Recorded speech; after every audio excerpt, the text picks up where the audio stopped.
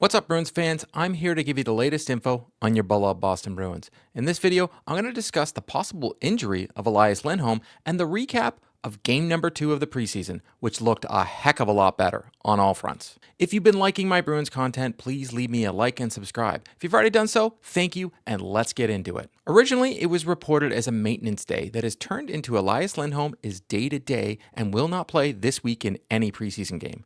There is no cause for panic, but at this moment, all we know is that he is injured in some capacity during practice. Montgomery was very tight-lipped, but did say there is a chance he plays this weekend, but he is day-to-day. Elias Lindholm, you said he was going to give it a try yesterday. That didn't materialize. Took the day off. Didn't give it a go today just because of where he's at. He's day to day. Not going to play this week in an exhibition game. It sucks for Bruins fans as we want to see him play in the black and gold after being signed this summer, and we have heard nothing but good things about him, and the players have raved about him at the beginning of camp. Hopefully, it is nothing that is too serious and he's back this weekend. I'm not going to hypothesize on what it could be or if he could be out long term at this point. Day-to-day is a good sign to me, and I hope to see him on the ice soon. Lindholm isn't the only player that is currently injured because newly acquired Max Jones is also out day-to-day with an undisclosed injury, but no updates on when he might be in the lineup has been given. Now, let's get into Game 2 of the preseason, which looked far better than Game 1. I think more NHL caliber players playing in Game 2 did help the young players for Game 2. I mentioned before that this is preseason, so expectations need to be kept in check. Korpisalo looked to be square to the puck and comfortable in the crease, but he only faced 7 shots and wasn't tested at all. There was no time when Washington made him do any huge left to right movements, but at the same time, Korpisalo was good. I understand the goalies usually split the net in preseason, but I would have liked to seen him stay in between the pipes so I could see more of him. I'm reserving judgment as I don't think I've seen enough of him, and I doubt anyone in the Bruins organization has either. He's only been at camp for a little over a week, so there hasn't been much time for him coaching or learning any systems yet. I can't wait to see his next start. DiPietro looked a lot better than the previous game, but I would still think he will be the odd man out if Swayman isn't re-signed for the start of the season. Most likely, DiPietro will be in Providence this season, barring any injuries. Let's talk about Fabian Lysell, as he looked a lot different from the previous game. In the first 2 periods, he used his speed to play a solid north-south game. He was strong on the puck and the forecheck, and was making smart plays out there. His goal was a snipe and sure felt great for him to put one in. Once he scored, he looked a lot more comfortable on the ice and was gripping his stick a lot less. In the third period, though, I felt he almost looked gassed at times. He was late picking up plays and made some rookie mistakes, but I think that he is learning when to use his energy properly and playing the game smarter, which will come with time. It's only game number 2. So for me, this performance earned him another look and maybe higher in the lineup with more skilled players next time. It was interesting when he spoke to reporters after the game that he said he hadn't heard Monty's previous comments. Yeah, I did. A little bit better than last game. So yeah, nice to see one get in, and it's just a start. Yeah. Overall, I mean, obviously nice goal, but overall, what did you feel?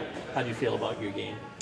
Yeah, I mean, it felt way more smooth out there. Better timing, made better decisions with the puck, and yeah, so all around a better game. When you score a goal like that, does it give you a little extra jump going forward? Yeah, for sure. Always nice to see one get in. First of the season, it's always nice. So for sure. Coach said that he thought you needed to do more to have a shot to make the team. Was that something that motivated you coming in? Who said that? Coach. Oh, he did? I actually didn't see that. But yeah, no, for sure. You gotta, perform if you wanna play. Merkulov looked better as well. I was impressed with how strong on the puck he was, and he seemed to focus more on his defensive game. Merkulov needs to be better at the dot, though, as he was playing center for the Boston Bruins, and he was very bad on the draws. He was only 44% at the dot, so maybe he should reach out to Coyle to shore up that side of his game. He had a nice assist with the behind-the-back pass after pulling the defender behind the net with him, but other than that, I didn't notice him as much offensively out there. He has earned himself another shot at making the club with this strong play as well, but it's going to take a lot more than a couple nice periods to make the Boston Bruins. Some of the highlights to me was Matthew Poitras looking like an everyday NHLer out there doing almost everything right. He looked so much stronger on the ice and was hard to move off the puck and made some great zone entries.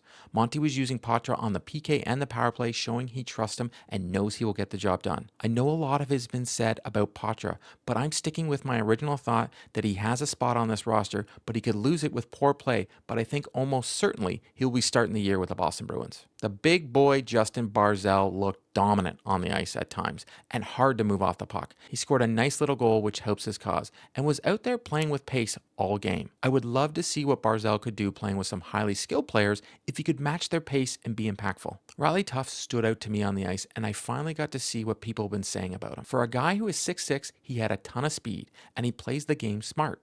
He was strong on the forecheck, and I don't think anyone was able to knock him off the puck. Monty seemed to think so as well, as rewarding him with the most ice time of the forward group in the game with 17 minutes and 46 seconds. Tufte's performance made it all that harder for Monty to think about what his bottom six looks like at the start of the season. Tyler Johnson didn't look out of place at all. Knowing how the Boston Bruins organization works, I think he has more of a chance to be on the opening roster than most think. If Marchand isn't back for puck drop on opening night, I almost guarantee the Bruins signed Johnson to a one-year deal. His pace was good, and he made a lot of smart plays, especially in zone entries, and he was very good at the dot, winning 66% of his draws. I think my knock on Johnson would be his defensive game.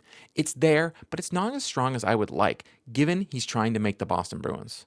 The Bruins pride themselves on a north-south game, and Johnson needs to be better. We've only seen 2 games so far. There's a lot of hockey left before the Boston Bruins make any decisions on roster spots to see who fills the voids they currently have. That's a wrap on today's video. To stay up to date on all the news surrounding the Boston Bruins, please subscribe and drop me a like. If news breaks surrounding the Boston Bruins, be sure to check out the channel. If you've already subscribed to the channel, thank you, and I'll see you next time.